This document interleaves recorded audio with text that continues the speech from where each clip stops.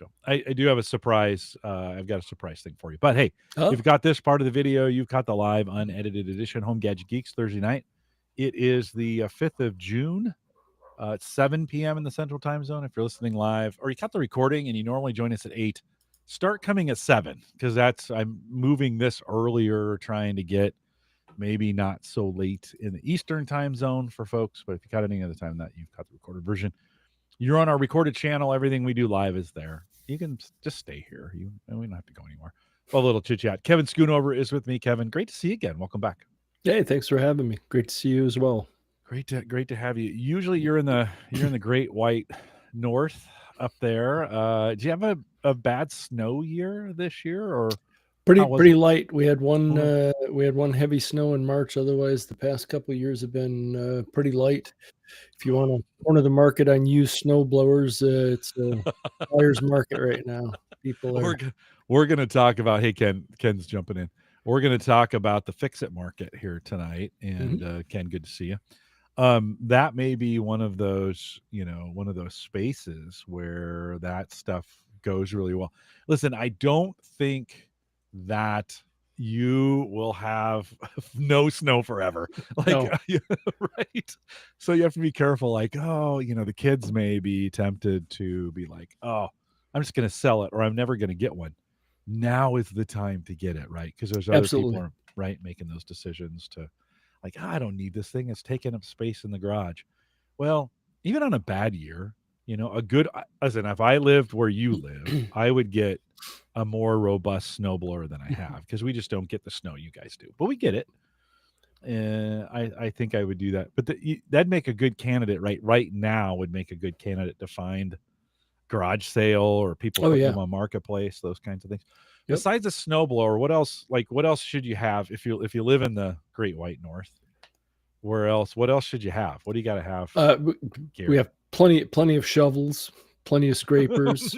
Yeah. Um, s- in the for winter use, salt is a well known commodity because if it's not snowing, it's ice. So kind of works its way around from that point of view. But yeah, you bring up a good point about the snow aspect. As I think it was December of 23, um, we didn't have any snow, but it rained.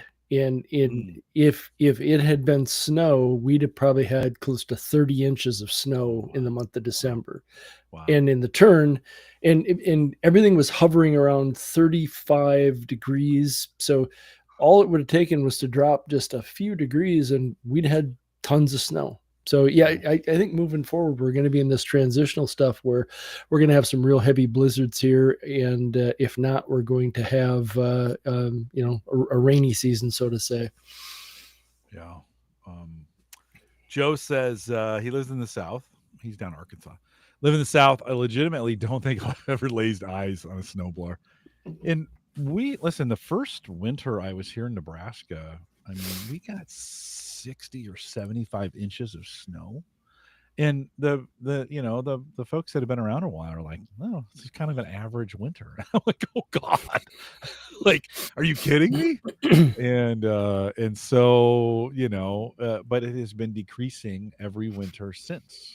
And I don't think it's going to be forever. I think it's going to come screaming back on us, and we'll wish for, remember those days when The good we got old days. 6 inches of the whole winter, right? Kind of thing. I think that was us this year. I think we were 3 or 4 inches total all winter for us, Well, which if is we pretty. if we ever need to do a snowblower show, we can go through all the single stage, dual stage, Oh, yeah. gas, electric. Oh, for sure. Where do you want to go? What do you want to go? Well, and to relate this to the gadget space, that Yarbo, I think it is Yarbo, Mhm. right? They've got a snowblower attachment, and you look at that unit, and you kind of think it's like this big. No, it's like 2.5 feet wide. I mean, it's a big piece of equipment, and it's got basically a PTO, right? That runs a Mhm. mower and it runs the snow blower, and I think it's got a blower on attachment on it too that you can Sure. blow the leaves with. So I've always been super skeptical of battery operated snowblowers just because of the torque of throwing that snow can be so much. But I don't know, maybe we're there.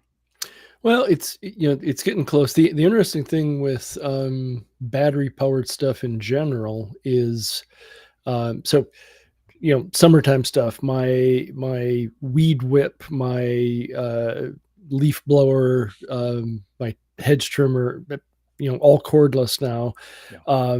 because I do well with gas engines, but those little gas engines on weed whips just They're murder. they're murder to They're maintain. murder. Yeah.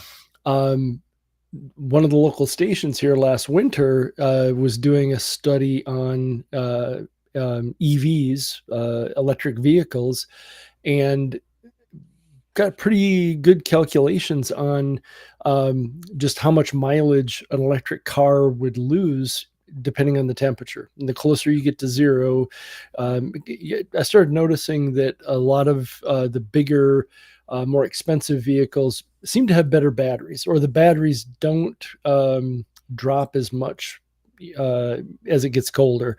Some of the smaller vehicles that have fairly limited mileage to start with, some of those were dropping almost half of their battery life the closer it got to zero. And zero is pretty cold. Right. So next door neighbor has a riding lawnmower that's all battery electric now, quiet, runs great. And so he did the snowblower from the same company so that he could use the batteries between the two. Yeah. He has a hard time doing his whole driveway when it's cold out. Yeah. So you do need to keep the battery thing in mind. Yeah. I don't the robot electric mowers, or I mean snow throwers, Mhm. snow blowers.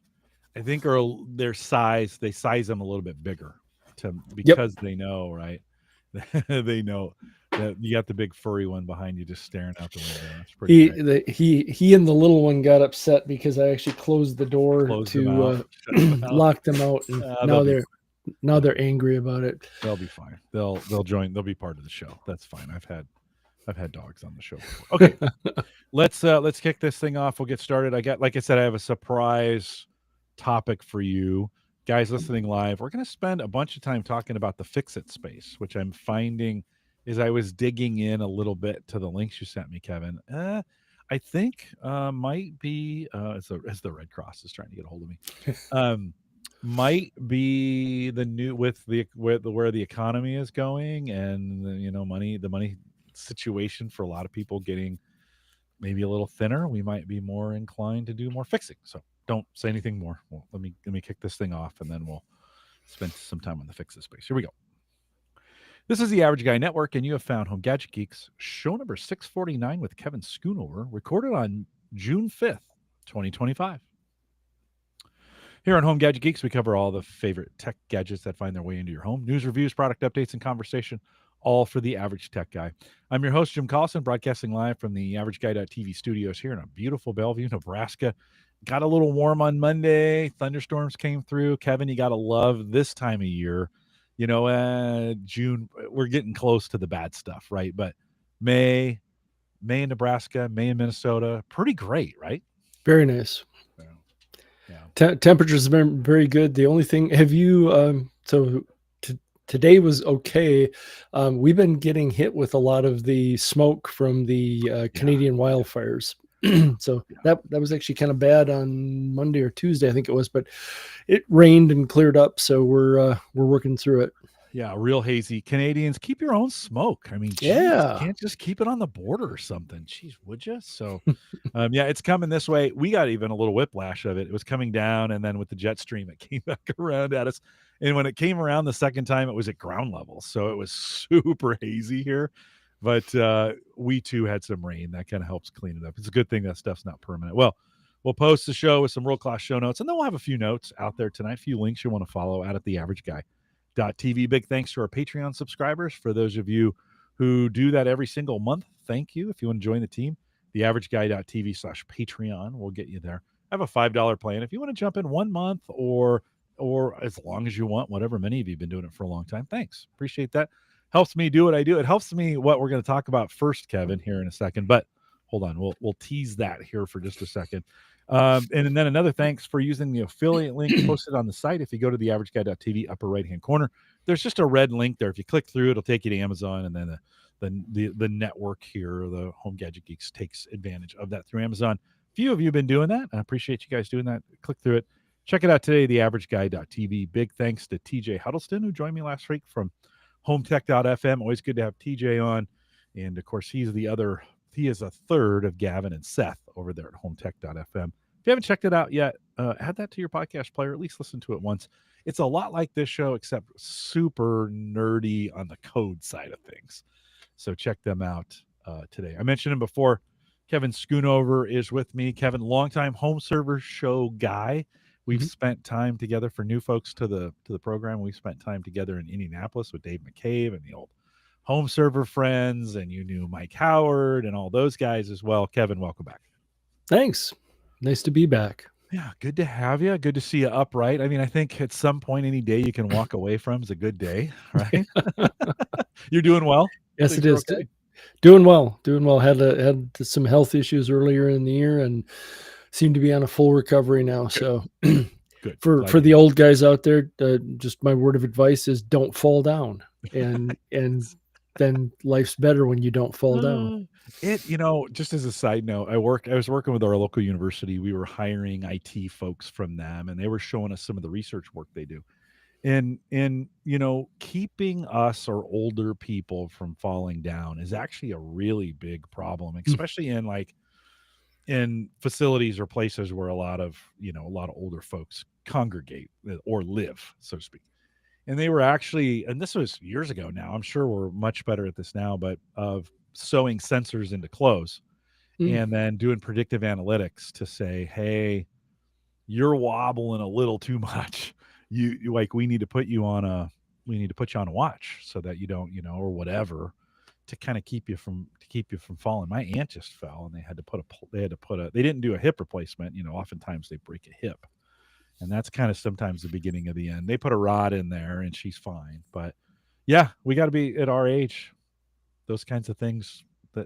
Well, maybe your age, not mine, but they matter. Anyways, you're looking great, and we're glad to see. Okay, for years, you've come on the show, and we've talked about hard drives, and I had Doug Milburn 2 weeks ago from 45 Drives on here. We're talking about drives and stuff, and I'll just say again, sorry, in that show I said 5.25. It's 3.5. I knew that. I don't know why I said 5.25 the whole time. I guess I was thinking about the form factor for it. But you a long time ago turned me on to Go Hard Drives or right, the kind of the discount. I don't want to say discount, but used drive space. And so I got to tell you, this just came in the mail today, and we talk about Patreon, right? Some of those kinds of things. I've been watching prices. We're going to talk a little bit about this here. I've been watching prices, and of course, with the tariff stuff, they've been all over the place. But I did find, and I think you and I have been kind of that $10 a terabyte seems to be the sweet spot for drives. And so it came today. Oh, nice. 18 terabyte MDD. Yep. It's their enterprise, which I don't know the difference. They have a surveillance and NAS that's red, right? Yep. And they're all the same drives, right? I don't know. Possibly. Yeah. 18 terabytes. It's got 256 meg of cache, which some of the newer drives of this size are coming with 512, right? Yep. So it's from a cache perspective, maybe a little bit underpowered, but it was right at the price point. So $180. I've seen them as cheap as $170 now. But and let me show my screen really quick. Let me just show you how fast this changes, and then I'll take your thought on this. So let's go here. We'll share the screen. This is the drive I bought just Monday, and it's already gone to $269. It was $179. This drive, the same thing, $179. Yeah. And now refurbished with a 5-year warranty. By the way, same exact drive, 5 years, renewed. They say renewed. I'll talk about that here in a second. But jump. So I guess, Kevin, I mean, and I bought this on Amazon. You can go to goharddrives.com and buy them direct from them. I like the Amazon because it's got free returns. I think Go Hard Drive does as well. But so things are moving fast in that space. And one of the things, and the question I want to ask you here, I'll drop this screen sharing for a second. I plugged this thing, and I talked to Doug about them flashing the Hmm. firmware in here, and he was like, "Oh," I mean, his answer was kind of, "I don't know if you that's pretty protected if you could do that right." Plug this drive in before the show, spun up crystal disk. It had 1 hour. 1 Mm-hmm. hour of runtime. Now, Yep. it's 18 terabytes, so it's a fairly new drive, right? This probably hasn't been out there that long. Oftentimes, we get these drives because they have been in a data center somewhere and they're coming off and they make them cheap, right? Do you think it had 8 startups in 1 hour? Do you think that's real? That's the question I want to ask you. Think it's real? Um, as of right now, yeah, I think it is. So a lot of the drives that go hard drives and some of these other guys get, and when they say renewed, is a lot of times these drives are, so obviously that is either a WD or a Seagate or a Toshiba drive, because that's the last three guys making drives. So That's you, it. you could probably track it down to who that is. Yeah. But where Go Hard Drives gets a lot of their drives is from OEMs. So Western Digital sells drives to Dell, and Dell might have them lock down firmware, change certain settings to work best with their RAID controllers. There are some enhancements that get made that way. So I can't say it's true in all cases, but there are many cases where Go Hard Drive would take a Western Digital drive from Dell, and if they can get the original Western Digital firmware for it, they'll update them and change them and turn it back into that drive. As far as the hours go, I'd have to kind of research it to recall, but I think Go Hard Drive got in trouble a few years ago. They claimed inadvertently, because they were updating firmware on some SSDs, and in the process of updating the firmware, it was wiping out the drive on time. Right. So and that seemed odd to me, because I have several SSDs that come with their own utilities that let you update the firmware, Mhm. and they never reset the drive on time. Yeah. So obviously it happened. There was a little lawsuit about it, and it got straightened away. But at the end of the day, I have never had a bad drive from those guys. Yeah. And or I should say, I've never had a catastrophic failure with those guys. And one drive I had that started to get grown defect issues with it, they replaced it under their warranty. And like you say, they buy them at such a volume, Yeah. they have an idea of the attrition they're going to see just through natural dying of them, and they hold out some. So they always have drives to replace them with. So yeah, I've had good luck with those guys. Yeah, and I think the larger the drive, right, the less hours you're gonna have on them, and I think if you can find them in that $10 price point, $10 per terabyte price point. I bought this drive, and I was thinking, I got the deal of my life, and then this one showed up. So Mhm. this is I talked about, this is the NAS, it's the same MDD, right? It's Mhm. just instead of it saying enterprise, it says NAS on it. And same kind of drive, same SATA, same stats, same everything, I think. And then if I go over here to the buying options, it's 169. So that's actually below the $10 a terabyte price point that's on there. Now, these are not, I'm not seeing this everywhere. So Right. I think right now you've got to be a really select buyer on that. But I think 16, 18, 20, 22. Now 22 is still brand new for a lot. You're not going to you'll find a 20 in this used configuration, but I would think 18, maybe some 16s, some 18s and 20. They just haven't been out long enough to be Mhm. in data centers. Like you said, they may have been sitting somewhere and OEM said, we're not going to sell these things. We don't want to sell them. Yep. They offload them at cost or whatever, and these companies pick them up and resell them. I will say, I mean, it came in a bag, came in a static bag, comes wrapped in bubble wrap. I mean, this is still a used drive, so to speak, right? Of course, you get the hard drive, you get the hard drive things in there, and it comes in a nondescript box. And so it's not fancy. You're not going to get the OEM or the the retail experience with it. Like you said, you haven't had them go bad. I've been running. I bet I have 12 of these now, Mhm. from 4 terabytes to 10. I just picked up 2 10 terabytes. All of them have had 5-year warranties. I haven't had to exercise one yet Mhm. on there. So, So um, another resource you can look at, and I think this is the one I've just started dabbling in it a little bit. It is discprices.com. mm, It's basically a scrubber app that pulls from almost all the Amazon websites. yeah, So US, yep, UK, all of them. And it'll give you a good idea. And like you just said, the $10 a terabyte kind of range seems to be the sweet spot these days. yeah, So yeah. kind of Kind of keeps what I us look for. all in track there. Just know this discprices.com uses affiliate links to support itself. So Mhm. as soon as you click on it, you're giving Yep.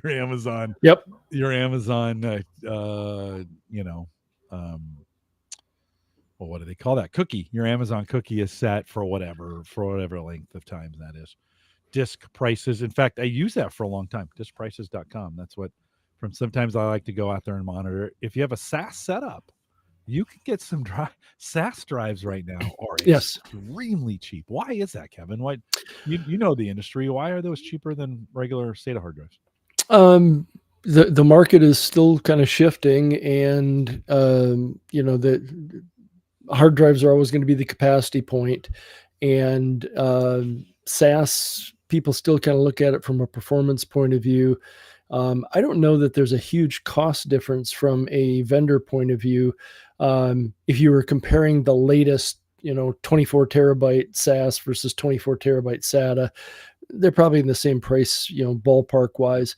I think where you see SaaS coming down in price afterwards is kind of the Go hard drive, thing of Dell, HP, Lenovo, EMC, NetApp, all the big storage guys. If they hit a price point of 18 terabyte or 14 terabyte, and they're like, "Hey, we're not going to sell any of those anymore. It's just too small a capacity for us," they blow them out. So I think you just see SaaS getting cycled faster than you do with SATA. So therefore you get better deals on them. And Yeah.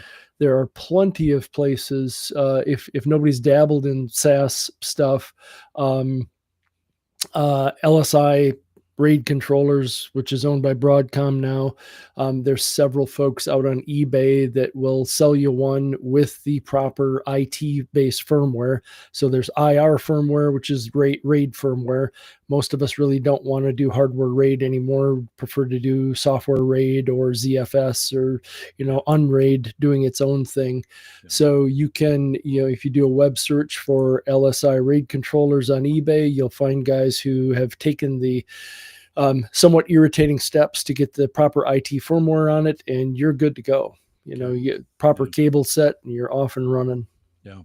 It just got me thinking, back to our old home server days, that I think right now may be a nice time to be looking. They're not everywhere, but can find some good deals. And I think these are all pre-tariff. Like these are drives that have been in the United States for a while somewhere. They were Yep. already brought in these, and I'm guessing at this point, I don't have any inside information, but it just may be a time, that we, you might want to pick these up Mhm. before, if you're in that space or you need some drive space, that may be the time to get it done. Well, and it's not going to dominate, but we were talking as we were rolling into the show here. There's still quite a few home server kind of user groups out there, and Yeah. people are discovering things like Plex, and they're discovering things like Unraid, and how easy it is to back up. And it's kind of it's reminiscent of what we kind of saw as things were ramping down on our home server days. It was breaking into kind of two camps, one of doing home server or doing media service. But then the other side of the fence that's continued to grow is the home lab thing of, Yeah. hey, to hone my IT skills, I can go out and buy a used Dell server and some Cisco switches, and I can get my CCNA and I can get my Dell certification, and I can better my IT skills. Yeah. So Yeah. there's a lot of good stuff with that. Yeah, I can throw VMware on there, although they've had some hiccups over the last couple of months. Proxmox is the way to go these days. And Proxmox has just taken over in that space Yep. for sure. I've been messing around with Open Media Vault, which is a Yep. Linux-based version of that, Mhm. and kind of maintained by maybe one or two guys. It's not a giant project, but one that it has sharpened my Linux skills of being able to do some things I just didn't have to do in Windows. Mhm. And so a little frustrating at first because I'm not a big Linux guy, but understanding the way they do distributions and understanding some going in and some script, writing a script or two or stealing it from somebody else. Let's just be honest, right? There's a Copy, lot of helpful folks in the Linux yeah, community, making a so terminal connection. And yeah, no, there's a lot out there. You just got to do a little bit of reading. But Open Media yep. Vault has been one that's been good. I think they're on version 7. This may be it's one of those things I feel like I got there just at the right time because 6 on back, you look at the forums and you're like, oh boy, they really struggled a little bit Mm, to get some things going. And now for a guy like me, I mean, I'm not super technical, and I got Open Media Vault up and running on a pretty good box. Well, towards the end of the show, we're going to talk a little bit about repurposing some PC hardware. I'm going to ask you some questions on sure. that as well. So let's dig in on the Fix It community. Kevin, I didn't see this coming from you, just to be honest. When you sent me the Mm, notes earlier this week, I was thinking about we always think of a maker space, but I think with all things that may be coming in our economy in the United States, anyways, we'll only speak to that. We may be in a situation here where we might want to try to fix a few things, right? We've been in a consumer mode for a lot of years. Just buy it. It's cheaper just to buy it, right? Than to try to fix it. Do you feel like we may be moving away from that, and you've gotten involved in some fix it spaces, is what I'm going to call for this show. sure. Show me a little bit, or talk to me a little bit about what Yeah. we're So doing. I live in Washington County, Minnesota, and I'll frame things from what happens locally here. I hope it happens in most other people's states and counties as well. But so the Fix It clinics are things that I volunteer with, and all the folks who are at the Fix It clinics, it's a volunteer kind of thing. We tend to do them quarterly at different, usually libraries or facilities in the county. But where this came from was Washington County's Environmental Center. So I can never remember the time frame on it, but it coincidentally, as we started getting away from projection TVs and large tube type TVs, we started moving to LCD TVs. I always joked, little irritation of the number of times you would see a 32-inch tube type TV laying in the ditch because somebody didn't want to get it recycled, didn't want to pay the amount of money to get it recycled. And my county was one of the first ones to jump on, well, let's for residents of the county, let's have electronic recycling, especially at the time, 32, 35-inch tube type TVs, rear projection sets, all these big, monstrous things full of not good chemicals and such. And that's blossomed at this place too. One of the other phenomenal things that the Environmental Center did was any kinds of paints or varnishes or lubricants or any other things from that point of view. Instead of just taking them and seeing that they got disposed of properly, they have a center there. So if you're going to paint your bathroom and you want it to be a certain color white, but you don't really care, go over to the Environmental Center and see how many cans of white paint you can find because they're in a showroom over there. So the roots of this, reusing, use it instead of throwing it away is where things took off from, of trying to reduce waste. At the clinics, when somebody shows up with something, first thing they do is weigh it because we'd like to get an idea of how much stuff we're saving from having it go in the recycling bin. But to your point, one of the underlying things is changing this perspective with people of fixing it versus replacing it, and the number of things that actually are really quite repairable versus things that have run their course and just need to be disposed of. We tend to frame these fix-it clinics as, so you got a group of people there to help, but we try to help teach the person how to do the repair themselves. To kind of take that mindset of, hey, you can do this. I'm here to help you. Let's talk through it. Let's figure out what's wrong with it. It also exposes you as a person who likes to fix stuff to, expand your knowledge base. And, we quickly identify, there's guys in the Washington County group here. There's a guy who I got to talk to him next time about this. He fixes sewing machines. And when people realize he's going to be at one of the clinics, there's a line of people with sewing machines for him to work on and fix. One of the guys is really an expert soldering guy. So most of the heavier technical stuff goes to him. He's a real sharp double E as well. I'm kind of a jack of all trades. But kind of the double E means electrical engineering. Engineer. Yep. Much to my surprise, one of the most popular items we see are lamps. I have never fixed so many lamps in my life. And if you think about lamps being something maybe you would just throw away, the lamps we see come into here, they're pieces of furniture. They've matched the decor of someone's home. So you're either putting a new plug on the end, you're putting a new cord on it. The single way or three-way switch, those tend to go bad on them. I fixed one last fall at a center that I had to be really careful with it because it was stained glass. I think it was quite an expensive lamp, and we're looking at it and realizing, the cord went up through the lamp up to the socket, but I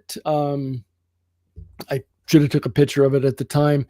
Imagine a nut, a hex nut that's about an inch long with a notch cut out of the middle of it. And that screwed down to hold the base of the lamp together. The cord came up and through that side outlet, and then the stained glass shade screwed to the top of that. And we're looking at it, and that nut had broken in half. And I said, hey, if I was you, I'd go to the local hardware store, match up the size, take a Dremel tool and make the cut. If you want to bring the nut back, I've got my Dremel tool. We can kind of work through it if you like. And as they were walking away, it's kind of the last thing of fixing is, did you check YouTube and did you check Amazon? And sure enough, I hit Amazon with, how do you describe a nut that's cut in the middle with a slot? And boom, it pops up. They got them. As much as Amazon irritates the heck out of me, they've got this stuff. Right. So, it is this function of, I was able to point them at the right deal. They showed up at a clinic a couple months after that, and hey, the lamp's working great. It's wonderful. So it is that good, that kind of good feeling of helping people. And again, the case of lamps, it is a family heirloom. It is a piece of furniture, so to say. Yeah. Do you think we'll see a change in antique furniture where now it may be more cost effective to upgrade, retrofit, or just fix furniture than to buy new and pay whatever we're going to pay here in the future? Do you see any trends move in that direction? So it's interesting because not so much. We've only had a couple things at the Fix-It clinics from that point of view. Okay. Furniture's a little big to come into those. I do know a person who, so we went through a phase where when I was younger and I grew up in a rural area, I remember my mom taking furniture to get reupholstered.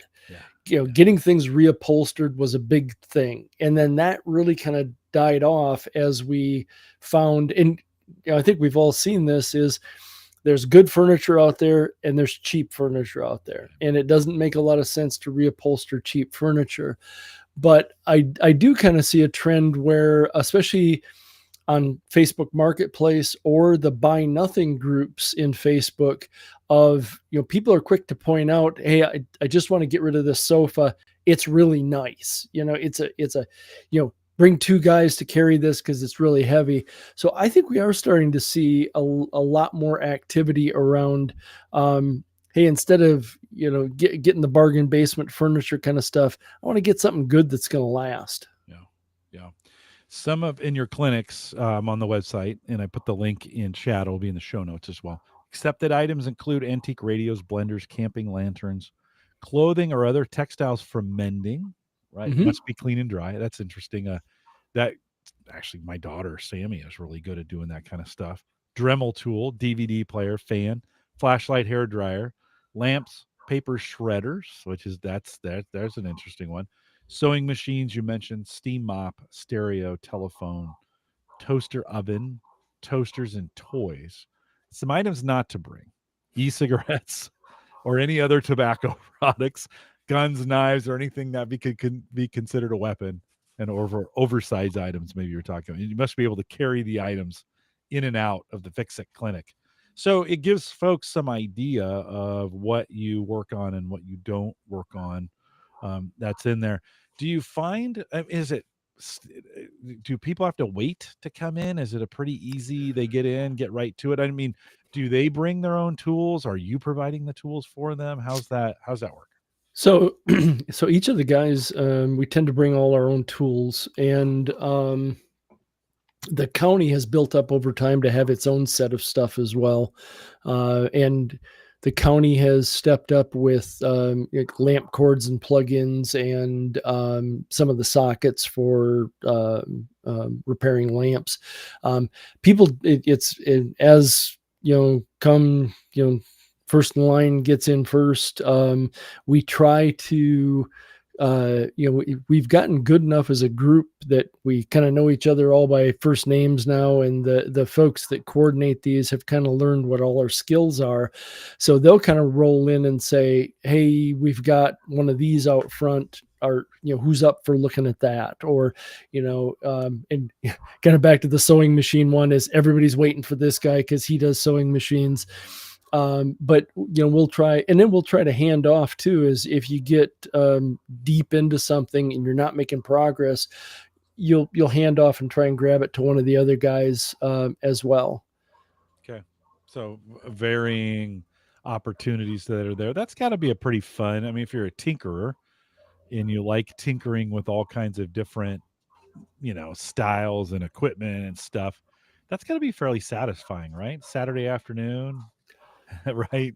Couple Oh hours, yeah. 4 or 5 hours fixing stuff. No, it's good. I just if you check your email, I sent you a picture that you can show of what the feeling actually feels like. Okay, let me pull that up here. Keep going. So you mentioned sewing. I tell you, that is the sewing function. There are folks who bring in zippers and hemming, and it is really a lost art. As a kid, I learned to sew because I grew up on a farm, and there were many times if I was heading out to go do chores and there was a hole in the knee of my pants, it was up to me to be the one who would stitch it up because mom was busy with stuff. So we've run into a lot of that. Real kind of touching at the last. That is how I feel. When it works again, you're like, look at fire. At the last Fix It event we were at, a younger woman showed up with a kind of a big bag of stuff, and she was like, hey, I just got a new job. I really can't afford new clothes for all this. Is it too much to ask if you got, and when I say you guys, it's mostly the gals who are running the sewing machine areas. And they cordoned off there was a little side room. They let that be her changing room, and they walked through the whole bag of clothes she had, taking them in and making alterations for her, and working through the process there. So it definitely is a very heavy recycle reuse kind of thing. Where would you go if you wanted to see if you had one of these in your area? Where do you start? Like, yeah, where do you start? So look to your local county. I think the map that comes up with so it's interesting. Washington County, where I live, there's a couple of folks who kind of helped foster a lot of this. And some of this apparently mirrors a lot of what happens in the EU. A lot of the countries in the EU that have environmental centers, before you can throw out a major appliance, you have to try and fix it. So they'll take anything because they don't want you throwing it in the garbage, but they're basically are in many countries in Europe, there are fix-it centers attached right to the environmental center. So you can pop in, try it out, have a look at it. So I'd say to start with, reach out to your local county environmental area. Any of the, the recycling kind of folks tend to be good for this kind of stuff as well. Later on, I've got some links here for like some of the computer related places. We've got, one very good one over in Minneapolis called Free Geeks. They focus specifically around electronics, computers, and I forget the name of the program now, but they're tied very tightly into a program that helps get computers in the hands of people who can't afford computers. And what has happened, so you think about computers. So I'll hop back here for a second. When I first did the some of the fix-it clinics, the very first one I showed up for is I had a monitor, a keyboard, a mouse. I had USB sticks. I had all kinds of stuff because I knew everybody coming through that door was going to have a computer. Nobody comes through the door with a computer.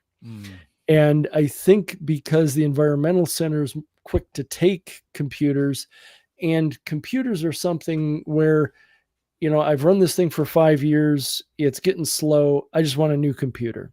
So they tend not to get fixed. What Free Geeks has embraced is, we used to need a Windows PC because you ran Windows apps and you ran Office and you ran all this other stuff. Every kid in school right now has a Chromebook because everything is web-based. So what Free Geeks does is they have some standards about laptops and PCs, but they load Linux Mint on it, and a fairly acceptable Windows PC or something that you probably wouldn't want to run Windows on anymore is very effective running with Linux Mint. And they teach classes on making sure people are comfortable with the use of Linux, and so it works into the environment nice that way. Free Geek is also a place that has volunteer aspects of it, so you can help out with things. And Free Geek is also a spot, getting back to the skills-based aspect of things. They teach soldering classes. So, for the things that you used to learn in school, but you don't learn in school anymore. There can be some neat places to pick those kind of things up as well. Kevin, I went to school in the 80s. We weren't soldering in the 80s either. So, although I know, and actually that's soldering is one of those things you can pick up pretty fast once you understand the way heat transfers on stuff and how you can pull that solder in and when you're doing it. It's the same thing like soldering on copper pipe. That used to be a mystery to me. Until I understood heat dynamics. And then you're like, oh yeah, warm it up on the other side and have it suck it in from the, warm it up on one side, and it'll suck in from the other and run it around, and, flux and some of that stuff helps too. But a little bit of practice and those things work. We have here in Omaha, we've got I think Goodwill or one of those Salvation Army, I forget who it is, they've consolidated their technology distribution into one place in downtown Omaha. And so like when they get computers and laptops and stuff like that in, I've always been discouraged because I go in there and they're just all kind of haphazardly set out, not in a way that's even useful in some ways. You can't turn them on. There's nothing to maintain. I've often thought like, man, I should give them a Saturday afternoon where all I do is go in there, make them useful, set them up, plug them in, make them useful, swap parts, get some stuff that like, okay, this is going to be a donation, like it's going to give its parts away to other things because of whatever's wrong with it. Or you've always been on the shows you've been on, you've always been the key, you've always brought some kind of software tools that we used. Glary, no, is it Glary? Yeah, Glary Utilities still Utilities. I handy. still use those all the time. That's your favorite, and I still use it today. But that would be I kind of think, man, that would scratch the itch sometimes. there's Saturdays where I'm sitting around here. I'm like, what can I tear apart just so I can put it back together, kind of thing, right? And I don't want to take a bunch of donations. I could. The other thought, I thought I could do, or I should do, is in the community. We all the time on Facebook. We have it. We have a local Facebook group, and they're like, "Hey, I'll come haul your junk away," and they're charging for that. But it would be interesting to say, "Hey, I'll come get your IT stuff, your Hmm. computers, whatever." Although, to be honest with you, we may be in an age we're not seeing a lot of desktops anymore, right? Maybe No. some laptops. And I actually there's an x86 version of Chrome, of Chromium that you can install as well, make that work. We may be in an age where those things are less like when we see the PC, we just see it less and less. I don't know. Any thoughts on that, Kevin? No, I agree. What's interesting, I look at, so my son's a sophomore in college, and I look at folks his age. The only desire Barely for a a laptop. Barely a laptop. he's perfectly happy with the Chromebook, and then here at home he has a desktop, but it's a gaming PC, so it's really focused around gaming.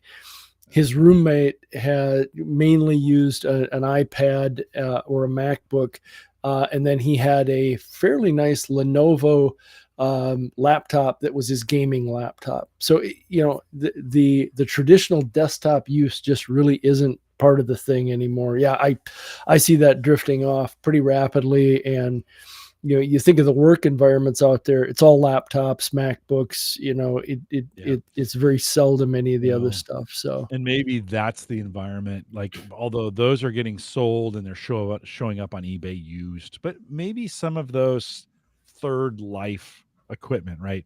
Somebody bought, it was an enterprise piece of equipment first. It got pushed down to a reseller on eBay. They resold it for a couple $100 or whatever.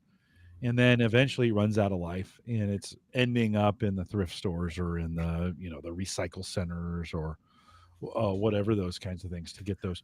I don't I don't find the laptops as easy from a recycle standpoint. I know you can take them apart and you get some stuff out. They're just not as much fun as the no. desktops were.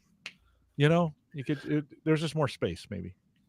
Yeah, and there's not as much you can do with them, and Yeah. I kind of go back and forth on that. There was a couple of guys who, kind of the whole software router thing, running PF Sense on something Yeah. Yeah. is doing it on a laptop so that you can just kind of Yeah. poke it away Yeah. and let it sit there and run. Um, and Yeah. there And they're were. powerful enough now, right, to Mhm. do that. So that's great. Yeah. Yep, and there were a couple of models. We used to have those um, workstation style laptops that had actually room for a couple of hard drives, and Yeah. Yeah.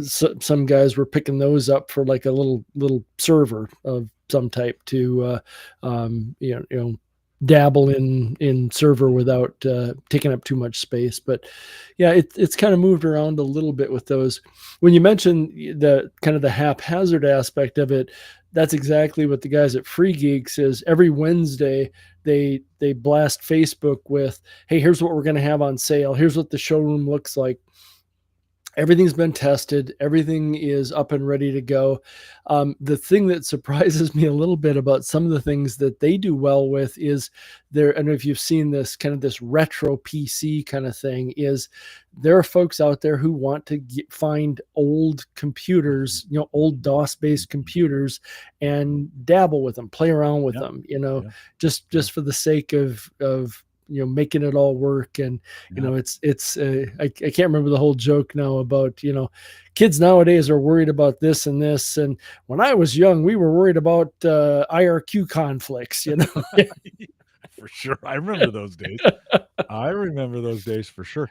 I watched there's some YouTube channels where they find, PCs from the 90s that have just been, I'm trying to think of there was ILM, not ILM. Yeah, maybe ILM used a style of computers for all the graphics, and I forget the name of them. They were like $35,000 Mhm. computers in the time. And a guy will find one and then he'll take it completely apart, scrub it down, glue the pieces back together that are missing, or use Bondo if the pieces are gone, right? and to your Dremel, they're sanding the pieces to make it look good. And they try to return these PCs, including the software, right, back to its kind of original. It becomes kind of a museum piece at that point. And of course, you and I, we're in that age group. Hey, we ran DOS. Like I ran an 8086 or an 8088 computer back in the day. No operating system for the most part.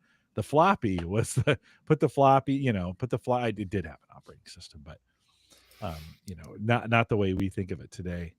Well, I So mean, yeah, there's if you some think that about some of those machines that popped up in there, it's like, Steve Jobs did have another computer company. It was called Next, and they had some yeah, really cool looking stuff. At the same time, you had Silicon Graphics with their Indigo systems. that's the company, Silicon Yep. Graphics. That's who I was You thinking had of. the big workstation guys with those folks. Sun had some really cool workstation Son, things. So, yeah. there was a lot of stuff popping around in those areas. Yeah, it was way more fun to tinker with it and get it running. Then once you get it running, you're kind of like, well, I mean, what am I going to do with it now? There's nothing I can do with it for the most part, in those cases. But it does make for and would be an interesting, just think about meetups. We'd get together, right, and Mhm. bring all this equipment in, and some of that stuff would be interesting for the tinkerer, right, for the Oh yeah. folks who want to see an old DOS PC running DOS 3 or something like that. You just don't see that anymore. And that then the hardware is so specific to those. It's not like, yeah, you can emulate it today. That's just not as much fun. You can get all those things in emulation, but running it on the actual equipment that it was Oh designed for. yeah. You had mentioned in the notes, back to the repairing of things. You were surprised how repairable keyring hard to fix. Not a lot of moving parts, I take it in Well, this. so again, that very first Fix It clinic I was at, one of the second or third items I got was a Keurig coffee maker. Mm-hmm. It wasn't heating up, wasn't working right, and my brain initially went to, this is disposable technology. This is it's just a circuit board in there that I'm not going to be able to troubleshoot down. And this is where you kind of get to, on fixing a lot of this stuff, is, well, is it the circuit board or is there something else going on in there? What I found with Keurigs and those coffee makers in general is what happens with them. Almost every one of them, they have a heat tube that heats the water up, and on that heat tube is a little. I actually have one here. It's a thermal switch in line with that, and these thermal switches go bad. And I'm looking at troubleshooting with this gentleman who's been doing it for a long time. He reaches back into his toolbox and he's got a whole box full of these, and he goes, read, let's take that off, clean off the thermal paste off it, read the part number off it. I grab my soldering iron, replace it, and boom, the Keurig is up and running again. So had nothing to do with the circuitry. It was Yeah. just a thermal switch that would only open once things had heated up properly, and it was not allowing it to heat up. So some of the designs can be pretty simple. In the same vein, we also find products that are kind of you do find dangerous designs out there. At one of the clinics, a couple other guys were working on this. I heard the guy bring it in. It was a Ninja brand toaster oven, and he loved it because it fit on the counter nicely. And one of the guys who was trying to work on it got called to go solder something else, and he said, "Hey, Kev, can you take this apart? We're trying to figure out how to get the cover."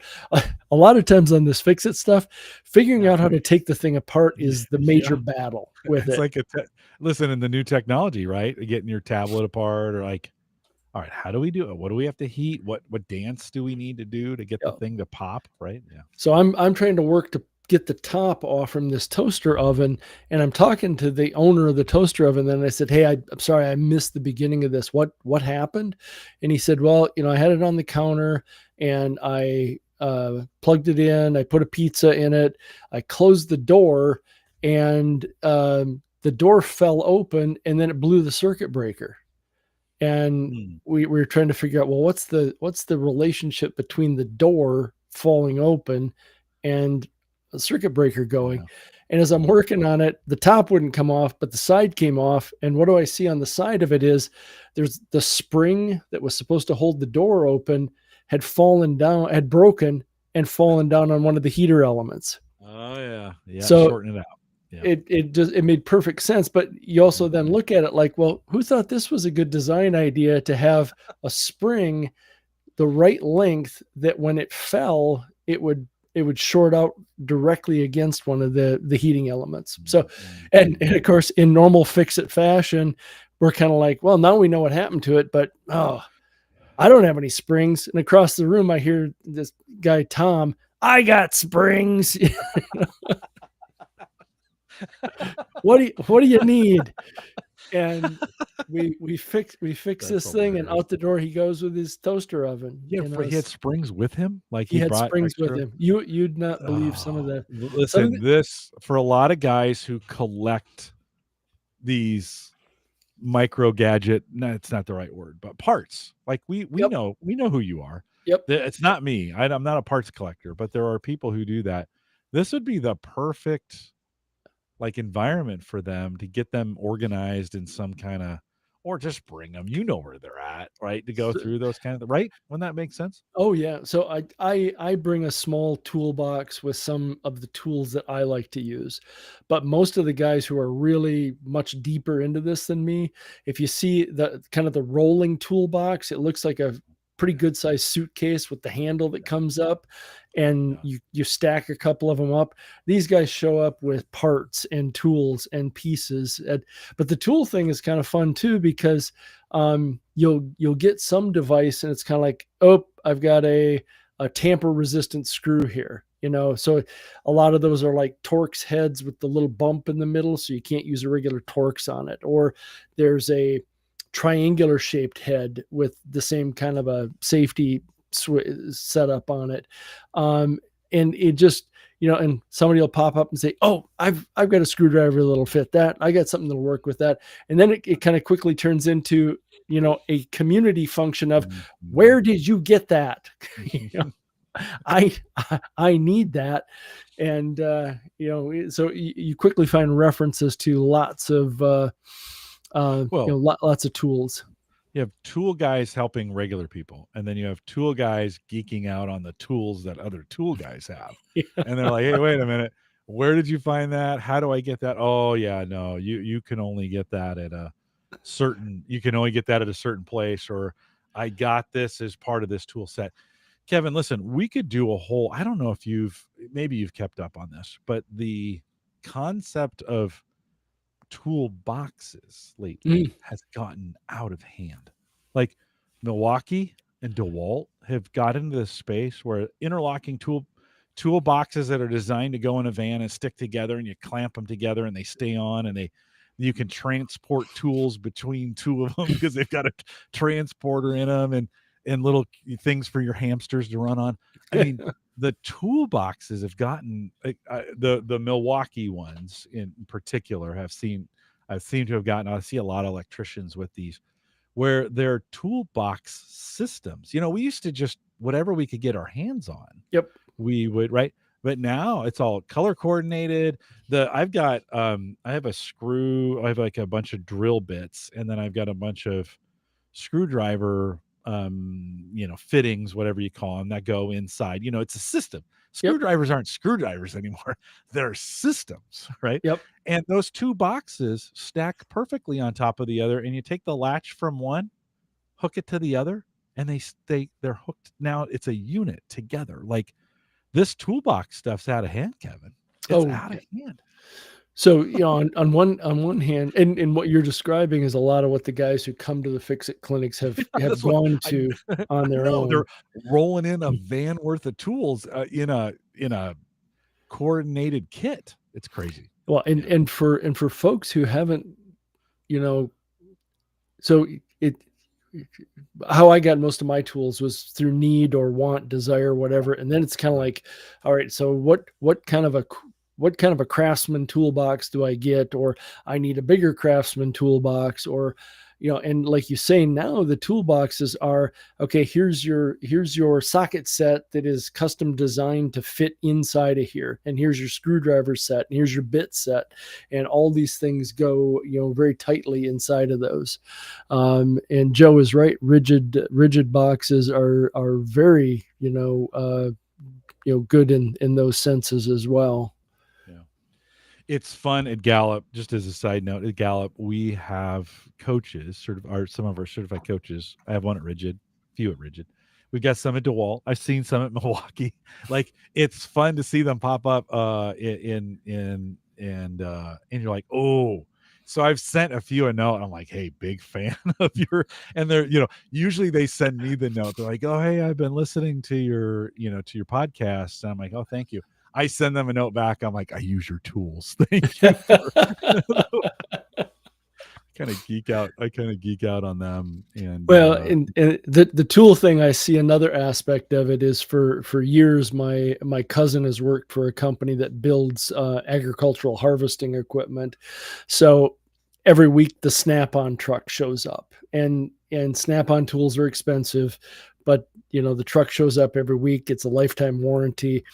And that's, kind of a whole thing with Snap-on is the truck driver is actually like a broker for, well, hey, Mike, if you get that new toolbox, I can move your old toolbox because that guy down the road, he's looking for it. And so, they're wheeling and dealing all the time. No, for sure. Yeah, they're finding another place for those. I'll get you this if you trade in your tools, and then they move those tools, right? Yep. Let's see. So Joe says the inexpensive, but weather sealed. My tools are mostly DeWalt, but the rigid boxes are a lot cheaper. Yep. Yeah. Brian, thanks for checking in. Brian says, such an interesting conversation that makes me really think about all the electronic waste out there. Yeah. Could be fixed or repurposed. Yeah, I think we may, Brian, to go back to what Kevin and I were talking about earlier, we may go into a phase. Kevin, I was talking to a buddy of mine this morning just about this topic. When we go into, and listen, we're not into a recession yet. There's just threats of some of these things, but there's always a few things that pop up. And what made me think of that is he was like, hey, they're going to make a Yugo again, right? Well, Yugos came out during that phase, some financial struggles, and they were a super ultra cheap car during those times. And I think we're going to also see a move where we had gone to, I think in the car space, we'd gone to ultra expensive. I mean, most of these electric and most of some of the new cars, super expensive. We may get back to the era of cheap, $20,000. Now that's not cheap for some people, but that's where we're at, right? $15,000 to $20,000 cars, if the economy here in the U.S. anyways, goes where it could go, kind of based on some of the current situations. So it's some of those kinds of things, right? And it, like car prices, I think we may see repurpose and reuse be a thing again, as folks struggle with both inflation and how to make things work. Joe says out in chat, bring back Datsun. Well, they got consumed by Nissan. And then, I think cars were pretty reasonably priced up until the pandemic. And then of course that kind of messed stuff up and changed things. And cars are interesting from that point of view as well. Is I've had my not to start brand arguments, but for me, Mazdas have been the most reliable cars I've had. So inevitably, because I've had to do very little maintenance on any of the Mazdas I've owned, I've just continually gone to the dealer for oil changes and whatever else. I grew up on a farm, and I've been a Ford truck guy for a lot of years, and I'm souring very quickly on Ford trucks. My 2010 is a traveling rust bucket. It's the first vehicle I ever had to replace the oil pan because it rusted out. Oh, no. And the dealer quoted me a price. I was like, no, I don't want a new engine. I just need the oil pan. He goes, oh, that's what it is. So at some point in time, you make the switch. And I've got a couple of local guys, a father and son team who have been doing car repair for years, and they are very trustworthy. And their business is, you used to book out like a week with them. Now they're booking out 2 weeks or more because people are already starting to realize, hey, I got to get a few more miles out of this vehicle. When you mentioned the like a lesser, like a Yugo, I'm kind of interested to see. Have you seen the Slate pickup truck? Yeah, we talked about those maybe 3-4 weeks ago. Yeah, we talked Yeah, about those. Yeah. with the EV Yeah. conversation. Yeah, and an Ed show. I think that's kind of an interesting, topic or Yeah, conversation yeah, is, yeah. hey, I don't care if it looks really fancy. I don't care if it's got a ton of stuff in it. I just need 4 doors and 4 tires and away we go. Yes, yes, until you don't. Like, Yep. that's one of the right, you're like, oh, you get into those situations and you're like, I gotta roll the window down? Like, or I mean, I remember that Yugo phase that we went through, and everybody's like, "Oh yeah, yeah," but they were just the worst cars. Like, you're gonna get 3 or 4 years, maybe if you're lucky, right? Kind of Yep. deal. So I don't know. I'm a little skeptical. I still think you get what you pay for in a lot of regards. But listen, you and I have been doing this for a while. You see the cycles happen, and I think we're in this cycle of questioning. I mean, Sarah hasn't been working for a while, and so I'm like, well, okay, if we're going to do that, we're going to have to cut back on some things, kind of deal. And I think a lot of folks are kind of prepping for that. I do feel like in 2024 we didn't believe it, so we just kept spending like, Yep. like it's post pandemic or whatever. When we just spent whatever we wanted to, we did whatever we want. Every restaurant was jammed, even though the prices were going skyrocket. And that's probably why they were, right? It's because everybody just kept spending and leaning into this kind of thing. Yep. So it'll be interesting to see where it goes. Hey, one more thing before we go. You gave me a link to this Steam factory, which I find kind of interesting. Yeah. Let me throw it up on the screen. What's this all about? So these are some folks. So actually, the potential lead in is the clip up above there is for, so a lot of the libraries up here, and I think your daughter talked about this a little bit, is the St. Paul Innovation Lab is based on the Maker's Market kind of thing. They've got a whole bunch of laser printer or 3D printers, etchers, all kinds of things to use from innovation point of view. But they don't really teach you anything. They kind of expect that you're going to learn how to use these things and you just come to the library to use them.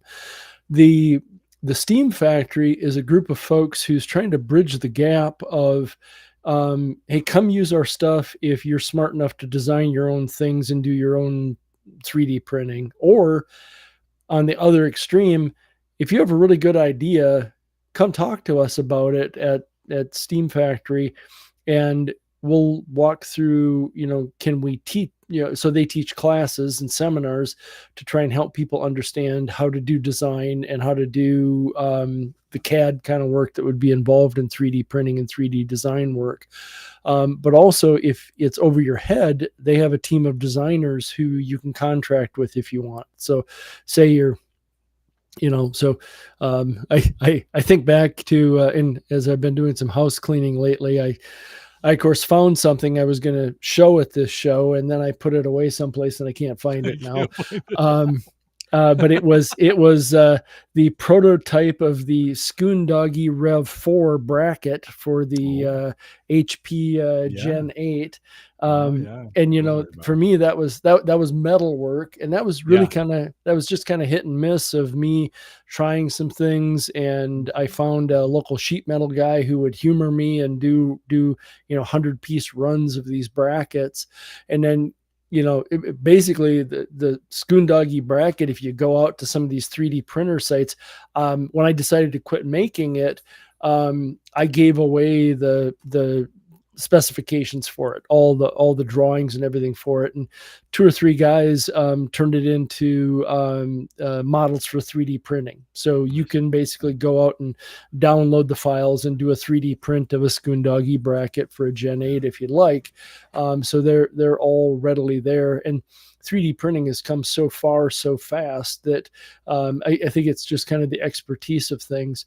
The Steam Factory one as well. A friend of mine has gotten into more of the small form factor, single board Raspberry Pi kind of stuff, and those guys, once again, so kind of the rack mounting aspect, I was blown away a little bit by the half rack size. So instead of being a 19-inch wide rack, it's about a 10-inch wide rack, and real easy to 3D print. There's a lot of 3D designs out there for racks to mount in those that'll hold Raspberry Pis on their side. You can put 4 in a row on there, or a disk module to go inside of one of those. So it's getting to be, a lot of the hobbyist aspect of things to help you get better organized with it is, if you can't find something to rack this stuff up or case it up or put it up, just go make it. In that Steam, what do we call it? Steam Factory. Steam Factory. Sorry, I want to call it steampunk, but that's something completely. That's something. This is my favorite class: design and wine, jewelry night. Right, unleash your inner designer in the most delightful way over wine, laughter, and the magic of 3D printing. Join us for this 2-hour creative escape where you'll sip your favorite wine while learning to design custom jewelry using beginner-friendly 3D design tools. Whether you're making a statement ring, chick earrings, or unique pendants, our expert guided session will help you bring your vision to life. No experience needed, just good vibes, great company, and a passion for something beautifully different. Perfect. This is written really well. Perfect for girls' night out, date night, or a solo treat yourself evening. Come for wine, leave with wearable art, and maybe a few new friends. 2 hours, $60. That's not, to sit down. I got to listen, we have some of this in Omaha too. And Yep. this is one of those things I need to do more. Here's the thing, like, these are real popular. Like in some of these, during maybe it was post-pandemic or pre, I can't remember. A lot of cooking classes at Metro, our community college. Yep. Super. There was like a waiting list and these were not cheap nights. You'd spend $120 or whatever, and they would cook these gourmet, or you would cook these gourmet meals or whatever. So they've gotten pretty popular. It is, I don't know what design and wine jewelry night, if it sells out or anything like that, but that sounds pretty cool. Like, I got to do more of that. Those kind of events I think are fun. That's a nice focus one. You mentioned the cooking one. I'm again now getting back into, we've got a couple of local, their mainstay is selling pots, pans, cooking things, but they teach classes upstairs. During the pandemic, when I was working, Dell was one of our biggest vendors, and they did one of those cooking classes remotely. Basically, I got a box the day before with all the stuff, and I learned, I think I'm a pretty good cook, but I learned so much because this was like the head chef for all the Marriott restaurants. Oh, and wow. he's on my tablet telling me how to make chimichurri butter and Awesome.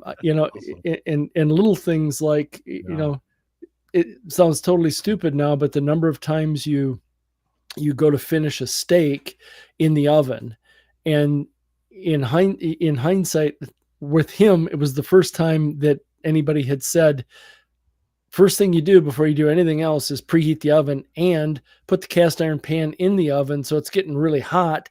Then pull it out, put it on the stove, sear them, and throw it back in. And it's so common sense now, but yet I was like, pooh. What a great idea. I know. Isn't that great? It was just like when I learned to put, seasoned butter on steak as you're finishing it up, put that on there and let's just let. Yep. That was just that was not a Doris Collison method of my mother. First of all, we never had steaks, and when we did, it was a super occasion. They always dried them out, and they were never very good. So, yeah, there's some. I think there's some great opportunities. I listen. It's good. You've given me a lot of things to think about here as we think about volunteering in the community, or some things that you can do, or just some of the reuse stuff, or how to use your talents. This may be one of those things. And I always say this. I need to get better at this. Of finding that volunteer position that I go to once a month or twice a week Mhm. or twice a month kind of thing. Filling in and scratching that technology. It's just like cleaning up, going into asking I think it's Salvation Army, asking them, hey, can I just come in and clean up your, clean up your technology area and make it make some sense? Cause you're driving me crazy. I don't want any of the stuff, but I want to tinker with it. I want to Yep. clean it up some. I want to make the valuable stuff more valuable for you so you can sell it, Yeah. kind of thing. My problem is I may come home with it more of it than I Yeah. Well, do. Right. well, You find and the good so stuff. an interesting side with that too is a couple of the guys, a couple of the fix it guys from these fix it clinics, they're notoriously bad about picking up stuff and then taking it home Yeah. and then fixing it. But the good side of that is then they use something like one of the buy nothing groups to give it away. So they got it for nothing. They enjoyed fixing it and making it work. And then they're giving it to somebody who can actually use it. That's a Uh, great idea. That is a great idea. Even on the buy nothing of saying, hey, if you want to donate your items, we'll try to fix them and then put them back on in this network. yeah. You know, And you there's, use Facebook for that? There's buy nothing groups on yep. Facebook, and is that kind of what you're thinking with buy That's nothing? where I've been using it is through Facebook, the buy nothing groups. The other aspect of that, and I think, again, charitable things here in the Twin Cities, we have a group called Bridging that focuses on um, families or individuals and, helping them get into their first apartment. And so what they take for donations is, good used furniture, kitchen appliances, plates, dishes, all those kind of things. And one of the guys from the Fix It Clinic had, fans are another big thing we get at Fix It clinics. In 9 times out of 10, the reason it's not turning is it needs 2 drops of oil on the motor and it'll take right off and go again. Yeah. So he brought in a whole bunch of fans, and during downtime at one of the clinics, we all went through and cleaned up and fixed up all these, fans, little tabletops to bigger Yeah. units. And I finally said, hey, Howard, what are you going to do with these? And he goes, oh, I put them on my car and take them over to Bridging and they give them away. And so it's that I just took something that didn't work. I enjoyed with a bunch of folks fixing it and getting it working. And now it's going to some people who can use it. Yeah. Yeah, that's a great idea. Well, listen, you got me thinking too about, going to a thrift store, buying something that's maybe questionable or needs just a little bit of TLC, fixing it up and then throwing it on the Mm-hmm. buy nothing or whatever, or maybe even connecting, in your case. So every summer here, I don't know about where you're at, but every summer we'll do fans for old people or Mm-hmm. fans for people who need them, right? Kind of thing, like when it starts getting really hot. And so you could get out ahead of that and find some thrift stores and, Yep. pick up those fans for nothing, get them working well, and then redonate them back or whatever. Like whatever you're thinking. Shoot, I would even, if you like shopping but you don't need anything, visit your local thrift stores and put together, you're talking about people moving into apartments, put together, try to find silverware and get it all, get enough of a like kind, right? Mm-hmm. or Mm-hmm. or find a plate set that works well together, some of those kinds of things. I think that could be because I go to those thrift stores, they just have a ton of stuff. Oh, They man. just have tons. And you're like, man, if somebody could organize this thing, you Yeah. know, and maybe that's an AI function. Like imagine if it was coming in and you had the AI take a picture of it and then say, in the area, match all this stuff up, Sure. whatever. Anyways, yeah. Well, interesting. Kevin, anything else from I think we got through most of your notes here. Anything Yeah. I anything else think you we want to hit, add before we close it up? I think we got it all. kind of Amazing how hit that on happens. It's like we plan it that way. the Oh, conversation just flows, Jim. oh, it's always good. It's always good. Kevin, thanks for taking the time tonight to be a part of it. Thanks. Hey, listen, thanks for being my friend over the last, Absolutely. geez, we've been doing this 15 years, maybe. I mean, It's got to be close. If you want to know for sure, just go out to YouTube and yeah. search for Average Guy Home Gadget Geeks Windows Phone, because that was the first Was podcast that you the and I first did time you were together. on? Yeah. Oh man, that's crazy. Yeah, but I think I may have known you for before that. Listen, you've been kind enough. I was talking about doing some server stuff, and you sent me some Dell monster servers. Right? They were monster. I had no idea what I was getting myself into. Turned those things on, and the lights dimmed. And then most recently, I'm still using. I've got some 3 bay 3 to 5, right? So Yep. it's a 3 bay, converts it into 5 drives, got a fan behind it. Those are running right now. Those are right Yep. behind me, still running. I got drives in them, and yeah, mining some stuff on Chia. And yeah, so thank you for that. I mean, just thanks for being a good friend over the years. I You bet. appreciate you. I Yeah, I mean, appreciate it. it's been, thanks for being a friend of the network, a friend to us all as we think about going back to the home server show days and all the things we did together during those meetups, and then continuing it with a conversation tonight about how to stay community involved in Mhm. some of these things and take it to the next level. So can you stay around for a few minutes as I close it up? Absolutely. Okay, awesome. Couple reminders on the way out. If you want to join the Discord group, and Kevin's in the Discord group, you can ask him questions about how to fix things. I hadn't ever thought about a toaster or a Ninja toaster asking you how to fix that, but maybe in our Discord group, Kevin can now have some, hey, oh no, you need that 10 millimeter unlimiter, whatever thing to get that done. He's in our Discord group. Schoondoggy is his name over there, theaverageguy.tv/Discord. If you want to jump in there, that'd be kind of fun. Maybe we should make a channel of a fix it questions channel where you can jump in there and if you're interested in that, jump into Discord and let me know, and I'll make that channel. The averageguy.tv platform, both web and media hosting, powered by Maple Grove Partners. That's Christian. Get high speed, reliable hosting from people that you know and you trust. And I think he's still doing plans at $10. I need to get him. I say this every week. I need to get. I'm going to hit him tonight after we're done. I'm going to send him an email. Say, Christian, when are you coming back? MapleGrovePartners.com. If you need hosting, he's the guy to go to. If you want to contact me, you can send me an email, jim@theaverageguy.tv. And I'd love to hear from you. It's just nice every once in a while if we're doing the thing that we're doing. It's it's a variety show here. So, and I'm always interested in your topics. And Kevin, I didn't think I'd ever get a fix it show out of you, but hey, that's where you're at. So thanks for bringing up, I remember those days on Home Service Show when we were talking about your bracket for the Gen 8, super popular in those days. I don't Mhm. you think people still running Gen 8 servers out there? Is it There, possible? there are still some alive.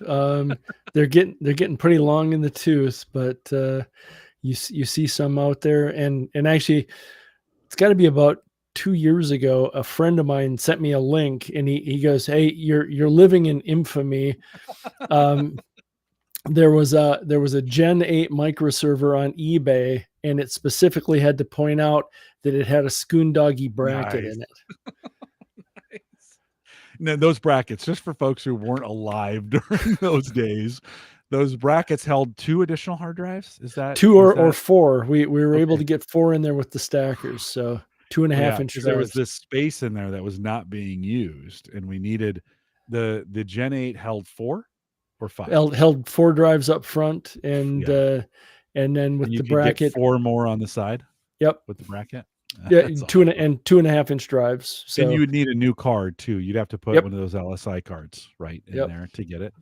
And then 2.5 inch drives, and as opposed to the 5 1/4 inch drives that I said 2 weeks ago. Again, sorry, I apologize for getting the drive size wrong. I feels like such an idiot. I've only been doing this for like 15 years, and for some reason I called them 5 1/4 the whole time. Well, all right, we'll get over it.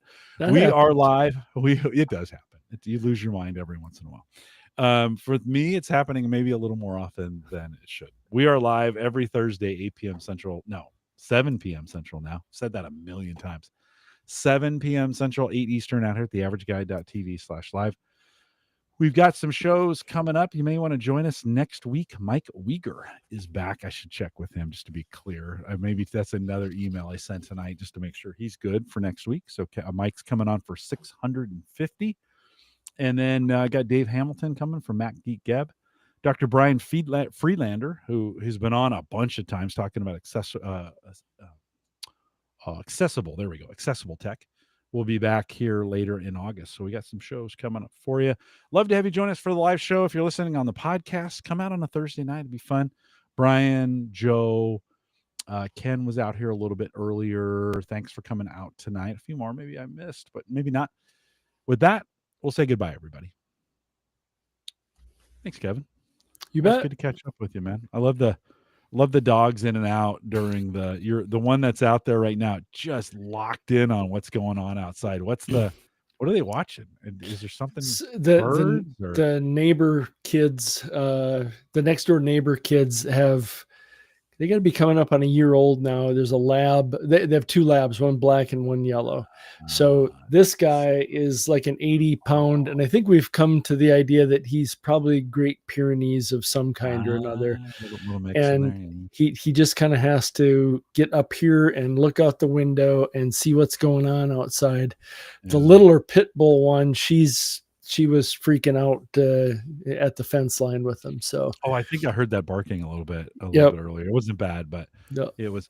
This morning we were taking a walk. We were on a trail downtown, and we're in Council Bluffs, across the river from Iowa. We're on this trail, and two dogs came.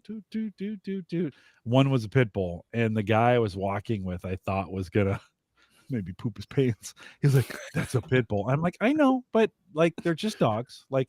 So I, talked really sweet to him. Hey, big dog, how you doing? And put my hand down, to give him the sniff. And he sniffed a little hesitantly. The other dog that was behind him was much more reserved. Like, I don't know about you. We're gonna wait. So I didn't attempt to pet him. Go ahead. Didn't attempt to pet him. Didn't try to do anything with him. I said, "Hey, we're going to turn around now and we're going to walk away from you and we're going to hope you don't bite us. So have and we did. We walked away and he just stood there for a second and watched us, and then they went back into the woods and whatever. So, and I was like, "You're scared, weren't you?" It's like, "I thought those dogs were going to eat us alive." It's like, nah, they were fine. If they had the eye of the tiger, then I'd have been scared that they were coming after us. But they were just looking for some food or something along those lines. These guys terrify the neighbors just with the loud barking and that, but they're big babies. So Brian, to your question, the big guy back here, his name is Reggie, and the little pit bull Stafford Terrier mix, her name is Winnie. So Reggie and Winnie. Oh, you said the names and they looked over here. That's great.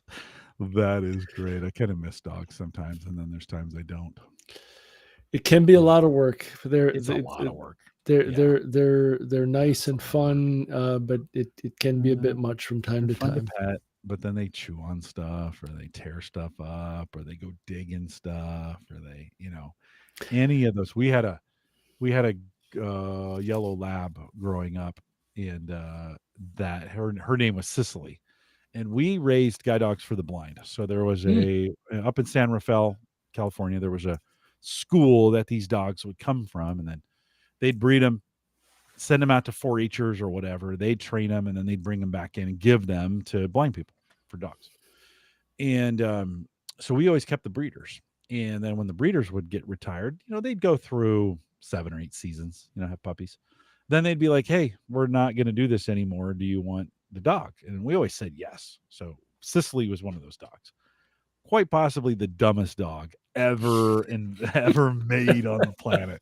But that dog could get into the trash because they were breeded to be mellow, right? That's kind of the dogs that were a little more aggressive were kind of bred out. They're given away or they went somewhere else. Yep. So but this dog, mellow, but got into the trash every chance she got. Like, we'd be gone.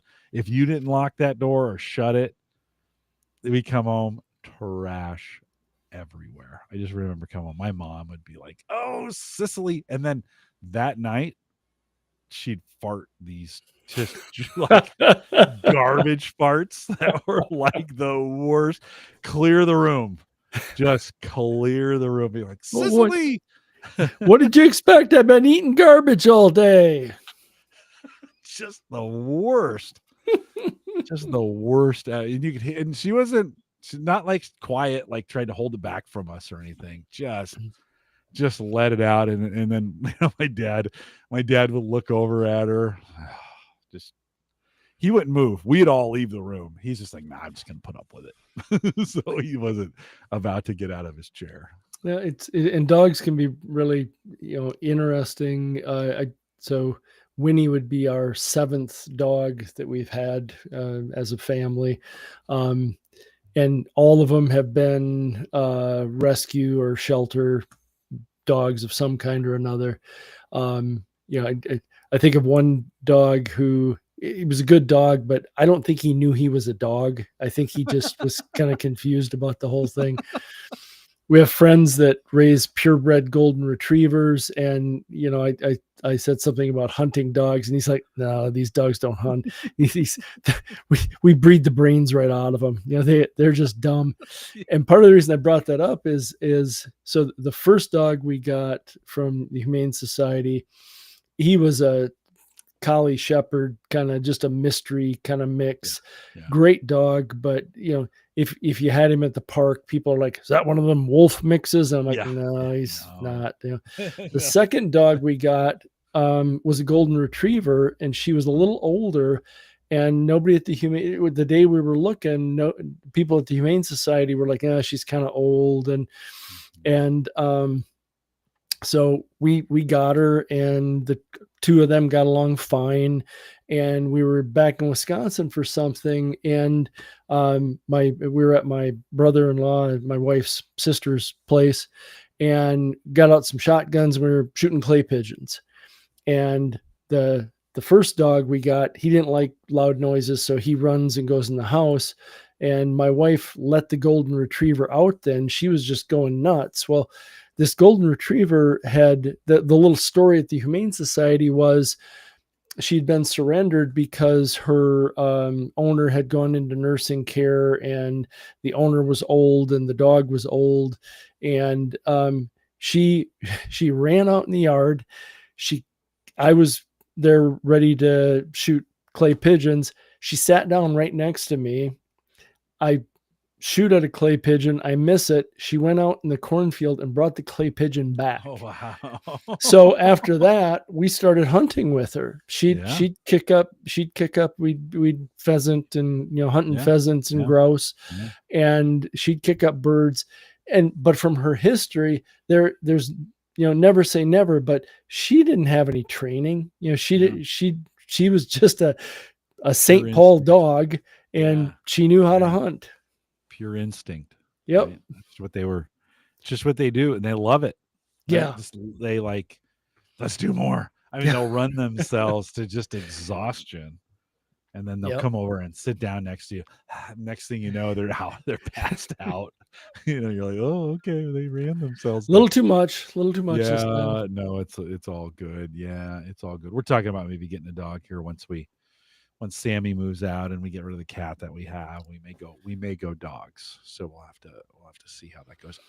I'll be honest. I could go no pets, just to be honest. Like I've had, you're just kind of, I'm tired of things throwing up in my house. I would be good if I didn't have another thing throw up on my carpet, And my subconscious fear is if they get injured or anything.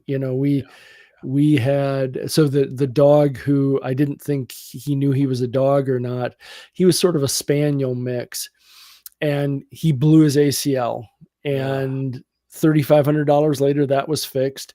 And the doctor was nice enough to tell us that, hey, if they blow one, they usually blow the other. And within 4 months, he blew the other one. So So I shouldn't go on record with this, but yes, I had a $7,000 dog from the Humane Society. Oh. But from Yeah, a, well, but from it's a hard family not point of to. view, how do I look Yeah, at a little kid and say, I we're know. not going to spend that money on your dog? Yeah, I know. I know. Yeah, that's why I don't want them. Yeah, It's like, yeah, no, that's no. I'd be happy. Maybe we get somebody else's dog that can just come over. My neighbor's just got a new dog. Buddy is his name. I'm like, can we just invite Buddy over? But so we could babysit Buddy on the weekends. Something the like that. the dog I just told you about, his name was Buddy. Oh yeah, Um, yeah. s- so along those lines, I would be okay with this. My wife thinks this is the worst thing in the world. Okay. There's been a couple of news stories about people taking in dogs that are it's basically the hospice kind of Yeah. thing. Yeah. The Yeah. Yeah. dog is getting old and dying. The family can't take care of it anymore, so they take him in, and I was kind of like, I could do that. And she's like, "You're not gonna have a dog dying in our house every month." Well, it Yeah. might Oh, not if be you every know. month. Yeah, but if Yeah. if you start with that and you're like, we're just kind of here. My daughter took care of our last cat lived to be 19 Hmm. and almost 20. I mean, it's super old. And Sammy took care of that cat right up until I mean, she was hand feeding him and carrying him around. And when we put him down, I just felt like we murdered him. You're just like, ah, I just murdered my cat, and it's hard. Oh, It's one of the hardest things I've ever done. But I don't know, maybe in a hospice situation, you kind of know going, yeah. hey, I'm not going to get too emotionally, you know, I'm Well, not and going to get too emotionally every tied up. dog that we've put down, our veterinary comes to the house and does it. So Yeah, you yeah, don't have to yeah. go That's what we anywhere. do You too. do it right here. Yeah, But every case, I can look at every dog that we've put down, and in my mind, I have a checklist of too early, too late, too yeah, early, too yeah, late. So yeah, there are dogs who you just make the decision as best you can. yeah, So for sure. No, for sure. And yeah, no, it's you never know. You never really know. And so it's man, that was a tough day. mm. I don't know if I've ever been through anything tougher than that. Oh I've done yeah. a lot of tough things, and that was like, oh, that was just murder. That was murder. Well, folks, if you're still listening, a few of you out there still out there listening live, thanks for coming out tonight. Appreciate you guys being a part of our conversation, being a part of the live Thursday night community. Kevin, hang tight for me 1 second. Sure. But if you're listening live, we'll let you go. And Brian and Joe, Ken, if you're still out there, Uncle Marv, probably still out there as well. Thanks for joining us tonight. We'll see you back here next week. Take care, everybody. Thanks, folks.